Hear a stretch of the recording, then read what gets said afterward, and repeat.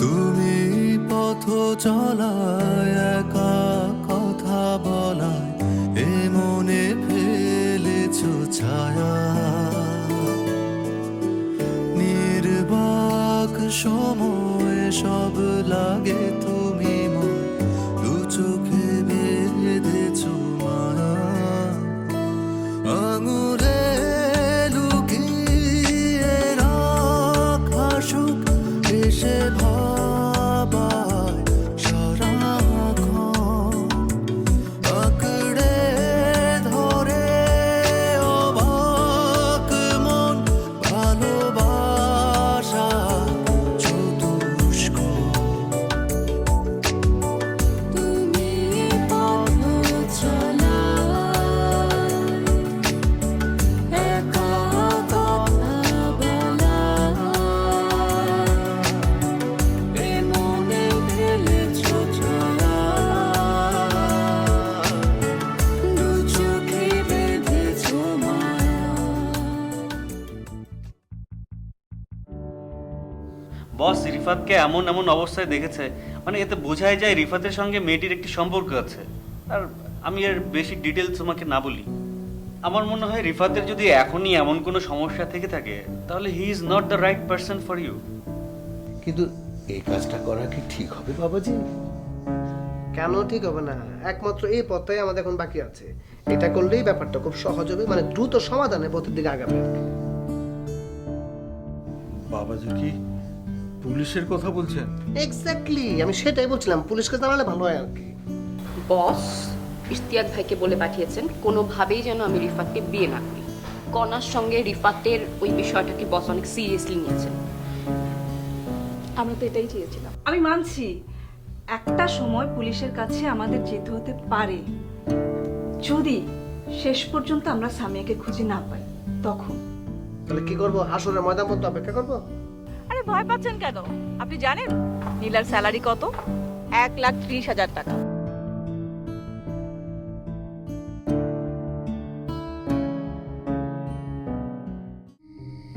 জায়েদ ভাই শোন, আমার কথা শোন। এখন তুই এত এত কোথাও যাস না, আমরা সবাই অনেক টেনশনে আছি। আমরা তো সবাই মিলে, প্লিজ আমি যাই।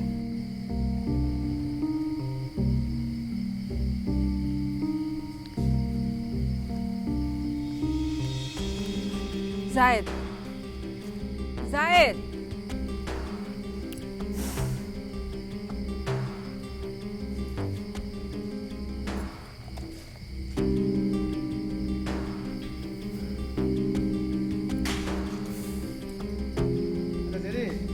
তোমরা কি করবো বলো তো? আমরা কি রাতে এখানে থাকবো না হোটেলে থাকবো?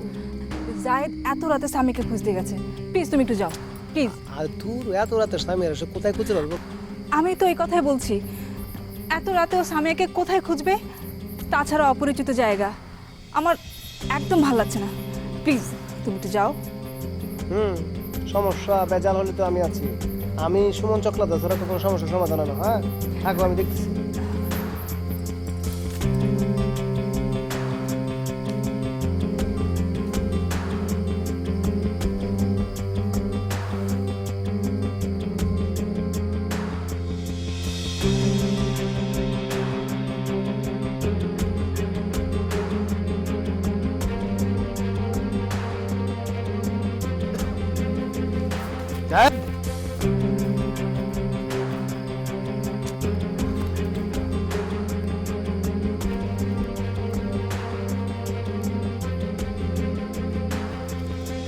এই কি ব্যাপার শালা বাবু, তুমি এখানে বসে আছো কেন?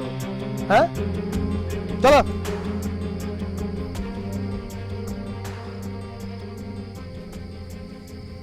এই জায়গাটা একদিন আমি আর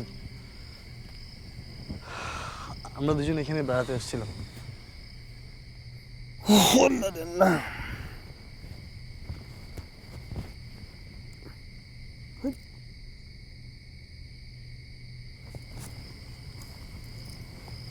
এই জায়গাটা দিল।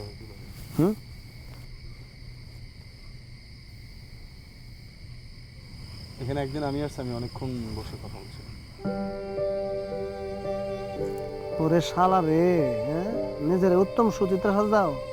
তো একদিন এখানে বসে তো কি হয়েছে স্বামী আবার হয়েছে এই কই হ্যাঁ চলো বাসায় চলো দুলাভাই এইভাবে ব্যাপারটা না, আমাকে বলো না তাহলে আমি কোথায় খুঁজে পাবো ওকে? তুমি আমাকে বলো কোথায় খুঁজে পাবো, আমি যাই ওখানে গিয়ে খুঁজি। আরে খোঁজাখুঁজি হচ্ছে, আমরা তো খুঁজতেছি, তোমার সমস্যাটা কি বলো তো?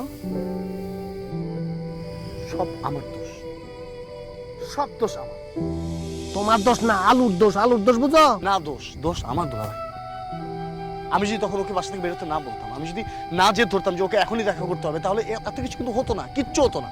শালা রে, কার দোষ কার না দোষ সেটা পরে দেখা যাবে, এটা তো আমাদের নিয়তি, এটা বলে লাভ আছে? সকালবেলা পুলিশের খবর দেবো, সে খুঁজে বের করবে কোথায় আছে কোথায় না। তুমি এখন চলো তো। আমি যাবো না দুলাভাই। আশ্চর্য কথা বলছো, তুমি না গেলে আমি তো যেতে পারবো না। পারবো? আমি যাবো না। তুমি কি চাও আমার চাকরিটা হারাক? হ্যাঁ, হেড অফিস থেকে আমার চাকরিটা চলে যাক, তুমি সেটা চাও? এ শালা চলো না। থাক তাহলে আমি যাবো না, থাকি মশা কেমন খাই বসে বসে, আর কি করবো?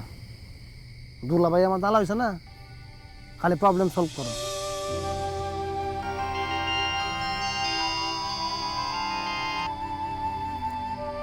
পাঠাইছো তো এক মজদুর কাছে, সে নাকি এখান থেকে উঠবে না। আচ্ছা দেখি আমি কি করি। কথা বলবা বন্ধু লাগে? আর বলবে না।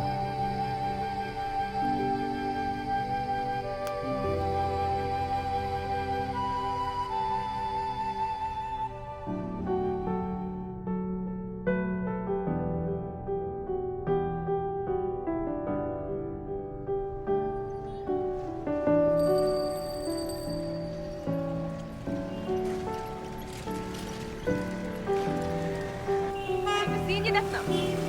না, আমি একটা রিক্সা নিয়ে চলে যাই, তোরা একসাথে। না, একসাথে যাবো না আমরা। তোরা আয়, আমি যাই একা। কেন আপনি একা যাবেন? আমার বয়স 26, নট সুইট 16। গেলাম, আস। আমরা তো সুইট 16 একসাথে ভয় পাচ্ছি।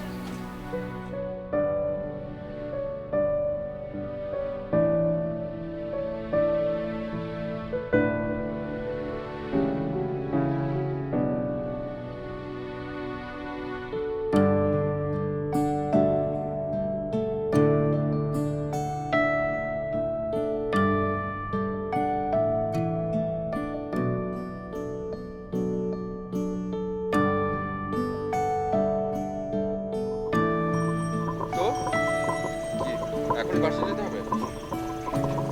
না, চলো ঘুরে ঘুরে যাই। আমি ওইটাই চাচ্ছিলাম। আপনি যে যাচ্ছিলেন, আমি সেটা বুঝতে পারছিলাম।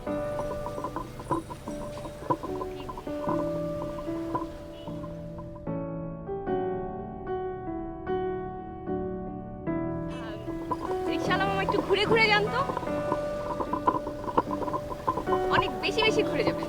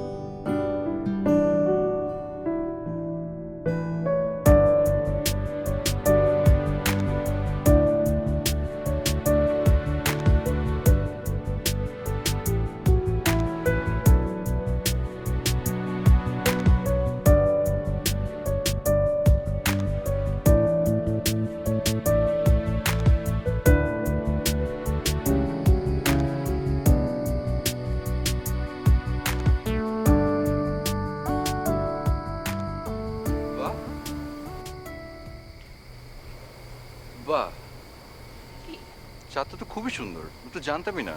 জানলে কি হতো? জানলে আরো আগে আসতাম। আরে আগে আসলে কি হতো? মানে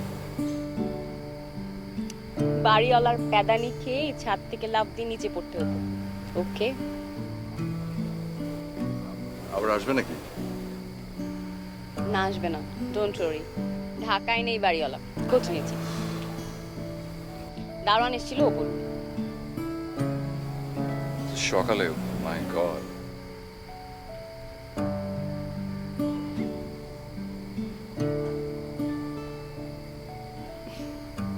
কাবাব মে হাড্ডি।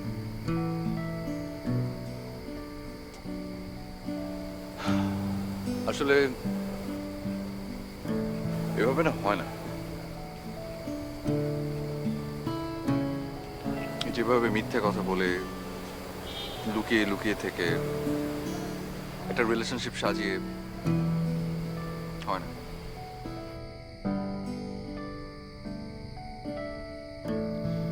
আমার কাছে মনে হয় যে একটা রিলেশন হবে একদম স্বচ্ছ কাচের মতো, যার এপাশ থেকে ওপাশ দেখা যাবে, তাই না?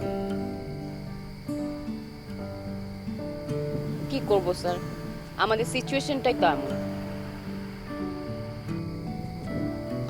দরকার হলে আমরা সিচুয়েশন আমাদের ফেভারে নিয়ে আসবো।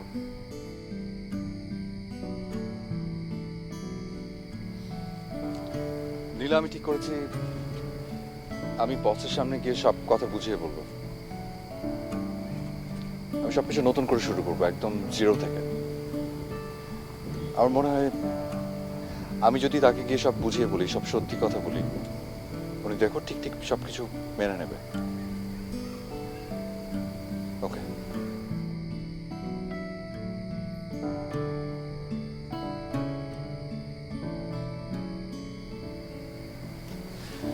চাঁদটা আসলে অনেক বেশি সুন্দর, কি সুন্দর বাতাস। আমি সত্যি যদি আগে জানতাম আরো অনেক আগে আসতাম। থাকবে কিছুক্ষণ?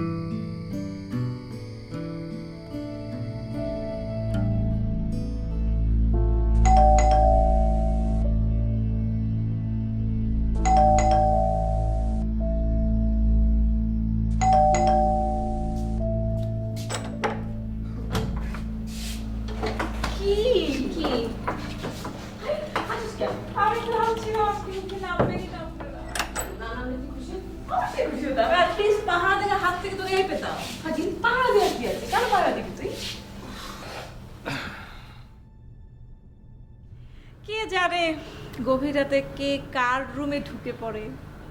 মানে তুই কি, তোর মুখে কোনো কিছু আটকায় না ফাজিল।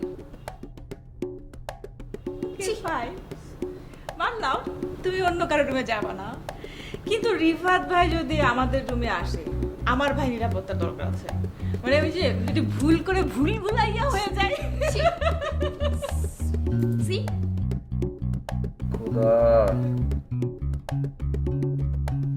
আপনি চিন্তা করেন না, আমি আপনার রুমে যাব না। ওকে, আমার এই ভুলটা হবে না। না ওই যে মানে প্রেমে পড়লে নাকি মানুষ ঘুমের মধ্যে হাঁটে, ওই যে একটা গান আছে না, প্রেমের মানুষ ঘুমাইলে চাইয়া থাকে।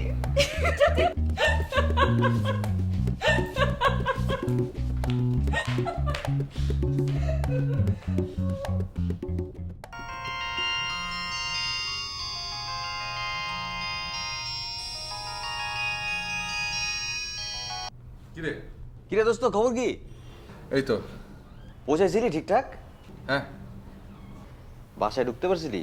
ওই তুই কি জানি কইছিলি কি বাড়িওয়ালার কি ঝামেলা আছে? আরে ঝামেলা মানে ঝামেলা, ঝামেলা তো হয়েছেই, পরে ম্যানেজ করে নিয়েছি আর কি। ওকে মামা, তো তোমার মিশন তো সাকসেসফুল, এখন কি করবা? কবে আসবা? এই তো ছোট্ট একটা কাজ শেষ করে চলে আসবো। আবার কি ছোট্ট কাজ? আমি নীলার বসের কাছে সবকিছু সত্যি খুলে বলবো, তারপর ওনাকে ম্যানেজ করব, তারপর আসবো। কিন্তু তাহলে যদি হিতে বিপরীত হয়? কোনো হিতে বিপরীত টিপরীত কিছু হবে না, আমি ম্যানেজ করে ফেলবো, দেখিস। শিওর না? শোন দোস্ত, মাত্র বাড়ি থেকে আসছি, আমি একটু ফ্রেশ হয়ে তারপর তোরে ফোন দিব, ওকে? ওকে ওকে ওকে।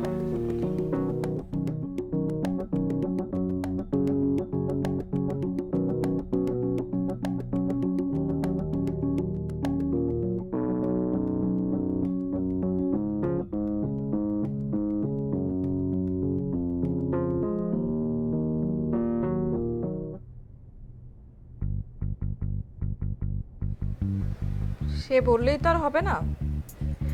এটা শুধু হিতে বিপরীত না, তোর চাকরিও চলে যেতে পারে। কি পেইন, আমার ওইটাই মনে হয় বস শুনলে সিরিয়াসলি মাইন্ড করবে। এইসব চিন্তা মাথা থেকে বাদ দে। বাবা রিফাত, ওর কি? আমার কথাগুলো শোন, যদিও সব কথা তোর ভালো লাগবে না, তারপরও শোন। বল। বস তোকে বিয়ে করতে বললো, নাহলে তোর চাকরি থাকবে না। আমি ভুল করে রিফাতের সাথে তোর ছবিগুলো ট্যাগ করলাম। রিফাত তোর উপর ইমোশনাল হলো, আমরা বললাম তোর ফিয়ান্সে। বস ঠান্ডা হলো, তোর প্রমোশন হলো। বস রিফাতের উপর অনেক বেশি দুর্বল হয়ে পড়লো, আমরা সেটাকে নানাভাবে ট্র্যাকেল করার চেষ্টা করলাম। এখন বস রিফাতকে একদমই দেখতে পায় না। ফাঁকতারে তোর কি হলো? বিশাল একটা লাভ হলো, বড় একটা প্রমোশন হলো। বাস শেষ, স্টপ। এখানেই নাটকের দ্য এন্ড, শেষ। মানে এখন যদি এটা নিয়ে প্যাচাস তাহলে কি হবে? বস যদি কোনোভাবে তোর উপর বিরক্ত হয় তাহলে বুঝিস তো। আর জানিস তো বস কিরকম পাওয়ারফুল একজন মানুষ। বস যদি বিরক্ত হয়ে কোনোভাবে অন্য কোনো এজেন্সিতে তোর বিরুদ্ধে কিছু বলে তাহলে কিন্তু তোর ক্যারিয়ার শেষ। সো নিজেকে নিয়ে ভাবো।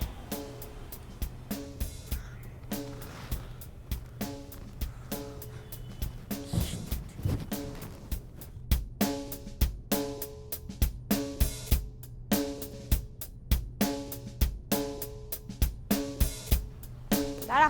নীলা, হ্যাঁ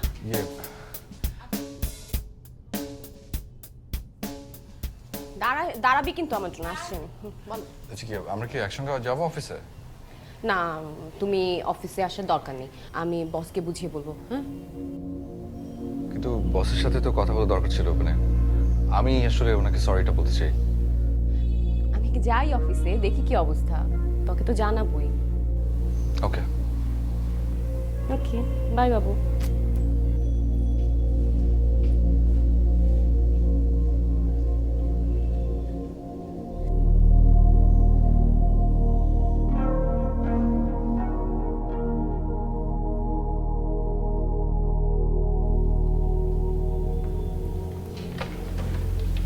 হ্যালো, জি ইশতিয়াক ভাই, আসছি।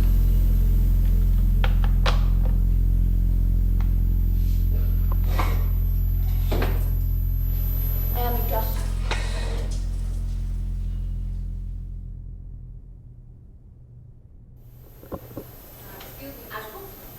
হ্যাঁ এসো। এনি প্রবলেম ইশতিয়াক ভাই? হ্যাঁ একটা প্রবলেম আছে। কি হয়েছে? সানমুন বেভারেজ কোম্পানির সঙ্গে আমরা ডিলটা রাখবো না। মানে? তুমি ডিলটা ক্যান্সেল করো। সবচেয়ে বড় কথা, বস প্রচণ্ড রাগ করেছে। কি, কেন জানতে পারি? অফকোর্স জানতে পারো। যেই অর্গানাইজেশন আজ এক কথা বলে কাল আর এক কথা বলে, এরকম চিটার অর্গানাইজেশনের কথা আমরা বিজনেস করতে পারি না। কিন্তু ওরা আমাদের অনেক বড় একটা ক্লায়েন্ট ইশতিয়াক ভাই। ইয়ারলি আমরা 30% রেভিনিউ পাই ওদের কাছ থেকে। অপেক্ষার প্রতিটি